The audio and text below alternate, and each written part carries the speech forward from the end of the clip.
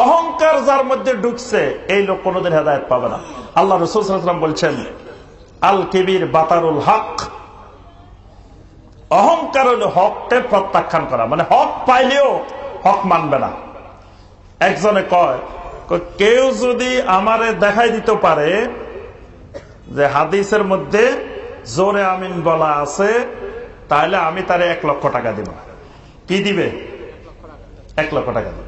তা আমি বললাম যে উনি তো বোকামি কাজ করে ফেলছে, কারণ ওনার তো যেহেতু 1 লক্ষ টাকার ঘোষণা দিচ্ছে, এখন আমাদের দেশের আলেম ওলামারা টাকার ঘোষণা দেয়, মানে বোঝা যায় আলেম ওলামাদের এখন অনেক টাকা আছে, এই জন্য একটা টাকার কথা বলে।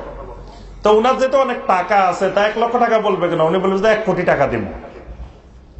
কারণ দুনিয়ার সবাই এসে বলল যে এই যে দেখেন হাদিসে এখানে আছে, উনি কইল না আমি দেখি নাই, সবাই কইল এটা কই আমি বুঝি নাই, তো উনারা আপনি বুঝাইবেন কেমনে? সুতরাং দুনিয়ার কেউ ওনাকে বুঝাইতেও পারবে না, ওনার টাকাও দেওয়া লাগবে না। তাহলে উনি কম ধরবে কেন? উনি ধরবে 1 কোটি টাকা। কেউ আমার বুঝাই দিতে পারলে, দেখা দিতে পারলে আমি 1 কোটি টাকা দেব। তো উনি 1 লক্ষ টাকা দিতেও বোকামি করে ফেলছে, ধরতে হবে আরো বেশি করে।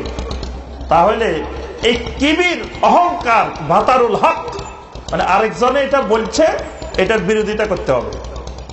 আমি কি মিয়াহের থেকে ছোট আলেম নাকি? বাংলাদেশে কিন্তু ছোট হুজুর নাই, সবাই বড় হুজুর, বড় আলেম। যদি পুরা বরগুনাতে খোঁজেন একজন ছোট হুজুর, আমার মনে হয় না পাইবেন। কারণ বাংলাদেশ ছোট বড় হুজুরের দেশ, এই দেশে কোনো ছোট হুজুর নাই। সৌদি আরবে মুফতি আছে অল্প কয়জন, বাংলাদেশে মুফতি আছে কয়েক হাজার।